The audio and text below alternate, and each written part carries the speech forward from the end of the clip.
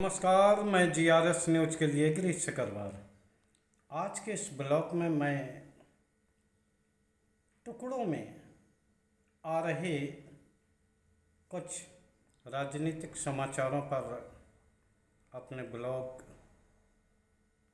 को बनाने वाला हूं। सबसे पहले मैं आपको बता दूं कि उत्तर प्रदेश में योगी आदित्यनाथ मुख्यमंत्री बने रहेंगे और उन्होंने उपचुनाव की पूरी कमान अपने हाथों में सौंप ली है। केशव प्रसाद मौर्य दिल्ली गए थे, जहां उन्होंने संगठन के पदाधिकारियों से बातचीत की और वहां से उन्हें बताया गया कि वो उत्तर प्रदेश में जाकर उपचुनाव में लगे। उधर योगी आदित्यनाथ ने आज अपने आवास 5 कालिदास मार्ग पर एक बड़ी बैठक बुलाई, जिसमें कि मंत्रियों को विभिन्न विधानसभाओं की सीटों पर 2-2 मंत्रियों को प्रभार दिए गए और जो संवेदनशील सीटें मानी जाती हैं, जिन पर कि भारतीय जनता पार्टी कभी नहीं जीती, वहाँ 3-3 मंत्रियों को जगह दी गई है। यानी कि पूरा मंत्रिमंडल सा उपचुनाव में व्यस्त रहेगा। इधर बुलडोजर एक्शन रोक ही दिया गया है और शिक्षकों की डिजिटल भर्ती की वो जो उपस्थिति लगने थी, जिसको लिए शिक्षक संगठन निरंतर विरोध कर रहे थे, उसको भी 2 माह के लिए स्थगित किया गया। निश्चित तौर पर ये केशव प्रसाद मौर्य के लिए बहुत ही असहज स्थिति बन गई थी, क्योंकि उन्होंने जो भी ये कदम उठाए वो केंद्र के एक केंद्रीय नेतृत्व के, मैं ये कहूँगा, एक मोहरे से बने। लेकिन उपचुनाव से पहले केंद्रीय नेतृत्व उत्तर प्रदेश में कोई ऐसा कदम नहीं उठाना चाहता जिससे कि ये संदेश जाए या पार्टी को आगे चलकर नुकसान, क्योंकि उपचुनाव है। लोकसभा चुनाव में हाल ही में पार्टी अपनी फजीयत झेली चुकी है, तो वो उपचुनाव के दौरान मुख्यमंत्री को अस्थिर करके और कोई नया बखेड़ा खड़ा नहीं करना चाहती। स्पष्ट तौर से केशव प्रसाद मौर्य को भी सूत्रों के मुताबिक ये बता दिया गया है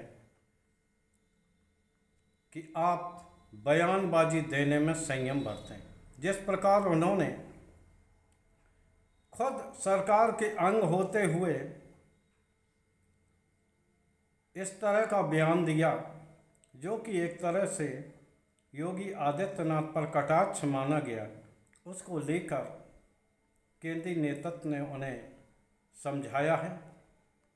देखना यह है कि केशव प्रसाद मौर्य कितना इस सुझाव पर अमल करते हैं।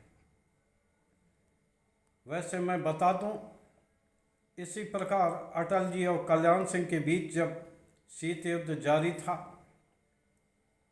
उसी प्रकार उत्तर प्रदेश के ही कुछ मंत्री, मैं उनका नाम लेना जरूरी नहीं समझता, भी केंद्र सरकार के प्यादे के रूप में काम किया थे और कल्याण सिंह की खिलाफत की थी। बाद में भले ही कल्याण सिंह को बाहर जाना पड़ा, यहाँ तक कि वो भारतीय जनता पार्टी छोड़कर भी अन्य दल में गई, अपना दल बनाया, लेकिन वहाँ पार्टी को नुकसान हुआ और वर्षों तक पार्टी प्रदेश में सत्ता में नहीं आ पाई। उसी प्रकार अब की बार भी अगर केंद्रीय नेतृत्व अस्थिर करने का प्रयास करता है तो निश्चित तौर पर पार्टी को इसका खामियाजा भुगतना पड़ेगा। और इस समय संभवतः जो केंद्र सरकार ने संयम बरता है वो मुख्य इसीलिए बरता है कि इस समय उत्तर प्रदेश उपचुनाव के मुहाने पर है, और अगर इस समय योगी आदित्यनाथ को अस्थिर करने की कोशिश होती है तो निश्चित तौर पर आप समझ लीजिए कि उत्तर प्रदेश में भी पार्टी का बेड़ा गर्क होने वाला है। केशव प्रसाद मौर्य बुझे मन से दिल्ली से लौट आए हैं, भले ही वो ये दावा करें, लेकिन एक संकेत और आ रहे हैं कि संगठन और सरकार में उपचुनाव के बाद निश्चित तौर पर बदलाव होगा, क्योंकि उप मुख्यमंत्रियों की जो भूमिका रही है, जिन्होंने कैबिनेट में होते हुए जिस प्रस्ताव को पास कराया उसके खिलाफ जाकर न सिर्फ सार्वजनिक रूप से बयान दिया, मैं ब्रजेश पाठक की बात कर रहा हूँ, जिन्होंने विभिन्न तरह के हूटर लगी गाड़ियों या फिल्म लगी गाड़ियों को बाकायदा इसका प्रस्ताव कैबिनेट में पास हुआ था, उसको लेकर अपनी ही सरकार पर सवालिया निशान खड़े किए।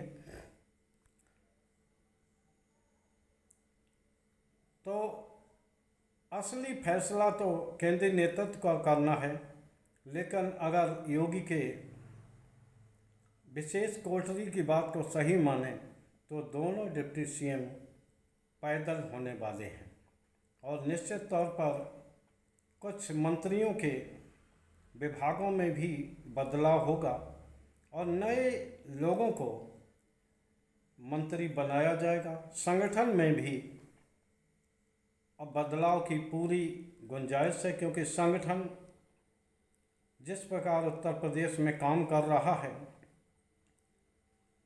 वो पार्टी के लिए भविष्य में नुकसानदायक ही साबित होगा। दूसरी खबर दिल्ली से है कि मुख्यमंत्री केजरीवाल की नियमित जमानत को लेकर हाई कोर्ट में चल रही सुनवाई पूरी हो गई है, और हाई कोर्ट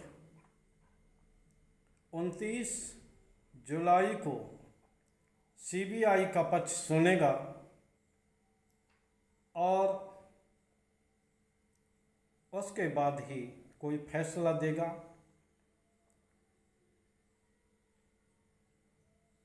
सीबीआई की गिरफ्तारी के टाइमिंग को लेकर की गई सुनवाई का फैसला रिजर्व हो चुका है, जो संभवतः 29 जुलाई को ही सुनाया जाएगा। अब संभवतः ऐसा लग रहा है, हालांकि जो दलीलें दी गई एजेंसियों द्वारा उससे कहीं ढिलाई का संकेत नहीं दिखा, और वो जमानत रोकने के लिए ही पूरा प्रयास करते दिखाई दिए। जो भी सरकारी एजेंसी हैं, चाहे ईडी हो या सीबीआई हो, अभी तक मामले का ट्रायल शुरू कर नहीं कर पाए हैं, लेकिन उनका असली जोर इस बात पे है कि केजरीवाल को एन के एन प्रकारेण जेल में किस तरह रखा जाए। अभी तक न तो मनी ट्रेल हुआ कि आखिर ये राशि गई कहाँ से आई, जो करोड़ों रुपए की ईडी ने आरोप लगाया था, एक पैसे की बरामदगी वो नहीं कर पाई। केवल उन लोगों के बयानों के आधार पर जो लोग पहले से ईडी के मुख्य अभियुक्त बताए गए हैं और उनके चार्जशीट में शामिल रहे हैं, उनकी केस में शामिल रहे हैं, उनको ही सरकारी गवाह बनकर उनके बयान के आधार पर और अरविंद केजरीवाल के खिलाफ मामला बनाया गया, ये सभी लोगों ने देखा।